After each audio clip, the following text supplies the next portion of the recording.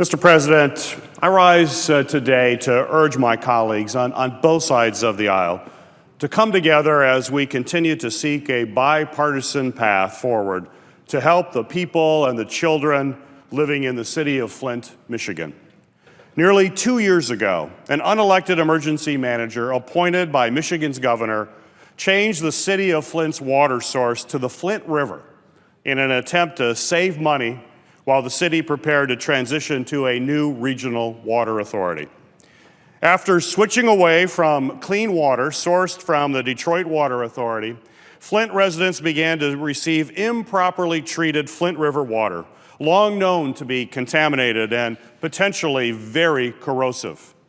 The result of the state's government's actions was and continues to be absolutely catastrophic. Flint families were exposed to lead and other toxins that will have lasting effects for generations.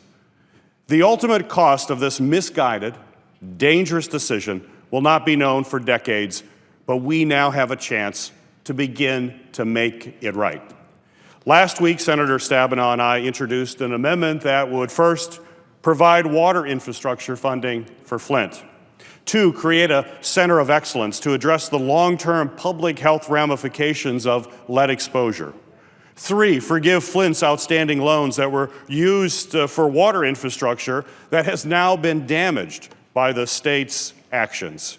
And 4, require the EPA to directly notify consumers instead of going through state and local regulators if their drinking water is contaminated with lead. We have spent the last week working with Senator Murkowski and Senator Cantwell to find common ground and a path forward to provide some relief to the people of Flint as we consider this bipartisan energy legislation. These discussions are ongoing. They're happening as we speak now. But now is not the time. Now is not the time to use procedural roadblocks to justify inaction. Throughout United States history, when a disaster strikes, natural or man-made, the federal government has stepped in to help those in need.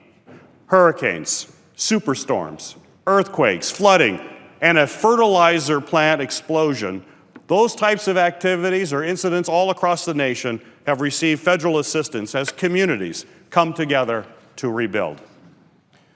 When the cause of this crisis and the ultimate, certainly while the cause of this crisis and the ultimate responsibility to fix it lies with the state government, we need to bring resources from all levels of government to bear to address the unprecedented emergency that we face.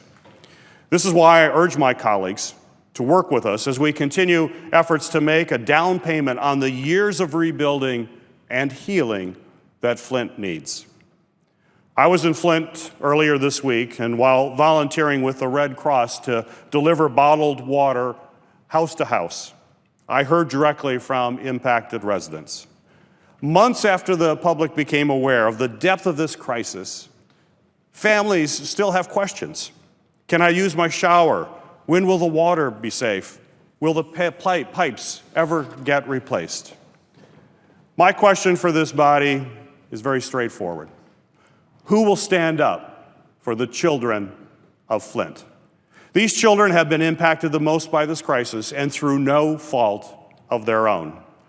I know we all have priorities that we care about in this energy bill, but I simply cannot agree to move forward on action on this bill until we deal with Flint and help Flint rebuild to provide safe, clean drinking water. This should not be a Republican or a Democratic issue. Clean water is quite simply a basic human right.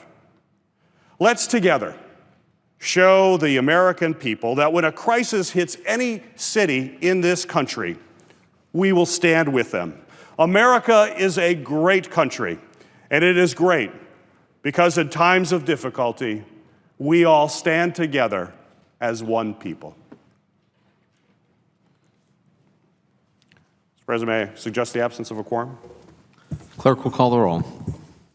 Mr. Alexander.